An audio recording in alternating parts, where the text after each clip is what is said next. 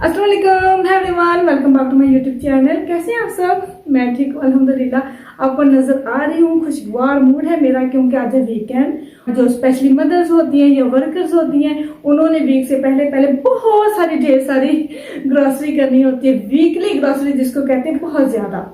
तो वो उन्होंने जो इकट्ठी वीक की करके रखनी होती है। जाहिर है उन्होंने वर्क पे जाना होता है, उनके पास टाइम नहीं होता है। टाइम सेव करने के लिए उन्होंने ग्रोसरी करनी होती है।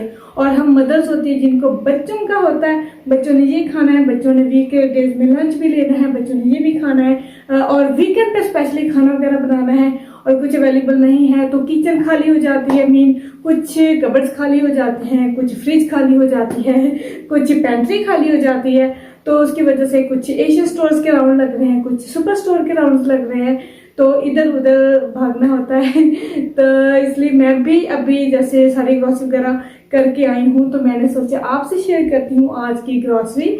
मेरी बेसिकली इतनी ज़्यादा ग्रोसरी नहीं होती है, जैसे वीक की इतनी ज़्यादा ग्रोसरी कर ली नहीं वो नहीं होती है, लेकिन जो होती है वो मैं कर लेती हूँ। और मैं आज आफ्टर 2 वीक के बाद ग्रोसरी करने गई हूँ। तो मैं जैसे कभी फिर मेरा दिल करता है कि मैं भी हस्बैंड के साथ ग्रोसरी करने जाऊँ, उनकी हेल्प करूँ। तो आज भी मैं गई हूँ, मैं कि चले जी मैं ग्रोसरी करके आती हूँ। तो मैंने अंदर से भीतर से की है, कैसे रखी है, कैसे लेके आते हैं, आज मैं वो आपसे शेयर करूंगी क्योंकि ये बड़ा डिफिकल्ट टास्क होता है वैसे ग्रोसरी करना। आज बात हो रही सिर्फ ग्रोसरी की, तो सबसे पहले तो ग्रोसरी शॉपिंग के लिए हमें ग्रोसरी लिस्ट जरूर बना लेनी चाहिए ताकि हमें कोई प्रॉब्लम ना हो। कभी कभी तो ऐसा होता है जब हम लिस्ट बना रहे होते हैं कोई ना कोई ऐसी चीज जरूर रह जाती है, तो कुछ ना कुछ चीज रह जाती है, माइंड से स्लिप हो जाती है और हमें बाद में रियलाइज होता है, ओह नो ये चीज तो रहेगी, ये चीज तो लेनी थी, तो बड़ी मस्त थी।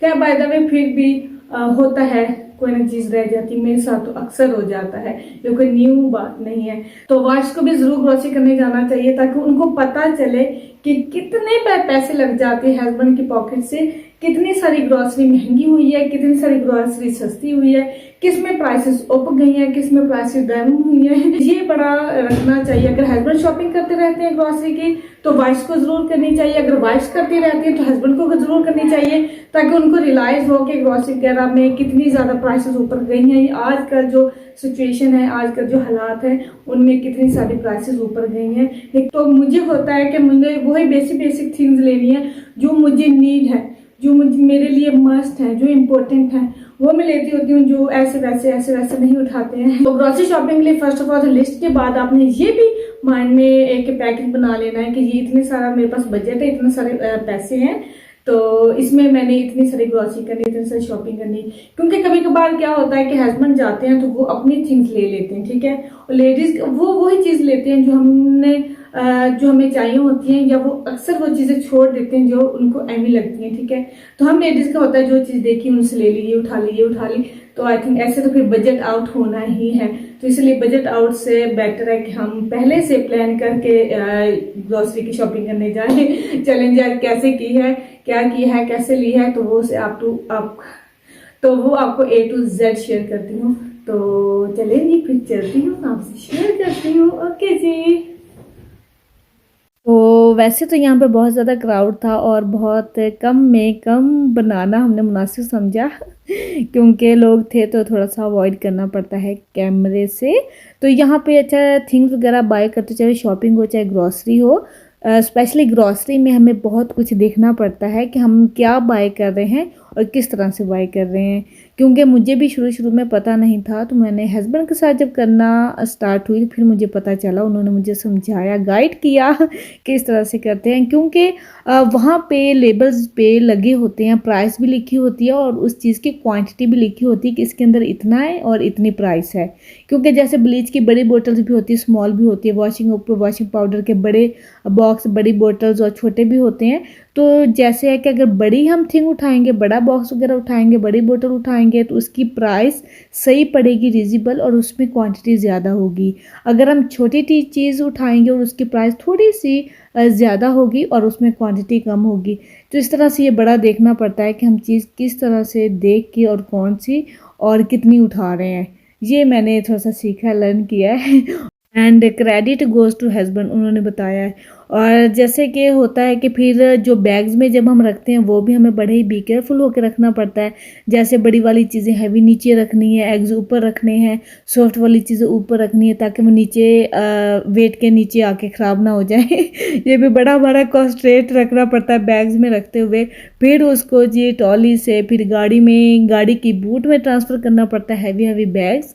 और ये हमारे लिए बहुत ही चैलेंजिंग ये टास्क होता है कि हमने कैसे बाय करना है बजट में रह के, और कितना बाय करना है, कैसे बाय करना है, कहाँ से कहाँ तक रखना है और बैग में किस तरह से रखना है, क्योंकि आजकल बैग्स भी पैसों से भाई मिलते हैं, तो ये भी आजकल बड़ा ही मुश्किल है। देन अब यहाँ पे रखा है तो अब इस स्टोर से दूसरे स्टोर तक जाना, वहाँ तक पहुँचना, तो ये बड़ा थोड़ा सा टाइम लग जाता है। और आपको दिखाती हूँ, ये वाला हमारा एशियन स्टोर है, हलाल स्टोर, जहाँ से मीट वगैरह हमें मिलता है, आटा वगैरह, ऑयल, अनियन और हलाल वेजिटेबल्स, हलाल मीट, हलाल समोसेस, सारा कुछ जो हलाल थिंग्स हमें लेनी होती है वो यहाँ से एशियन स्टोर से लेनी होती है तो इस तरह से हस्बैंड ले आए हैं। तो फिर जी गाड़ी की बूट से दोबारा से सारा कुछ उठाना, फिर वहाँ से किचन में ट्रांसफ़र करना देन मेरा आगे काम होता है। तो तब यहाँ पे सारे बैग्स अब आ चुके हैं, तो यहाँ से सारा मैंने सब चीज़ें सॉर्ट आउट करनी है, जैसे अनियन है, टिश्यू रोल्स वगैरह हैं, आटा है। इतना हैवी सा बैग मैंने उठाया, वो सारा जैसे जाएगा नीचे पेंट्री में और बाहर रख दिया, बाकी सारे ये क्लोजर्स में ही जाएंगी चीज़ें। तो बस आज दिखाऊंगी नहीं और बस जल्दी जल्दी से इनको समेटूंगी थोड़ी सी फास्ट स्पीड के साथ।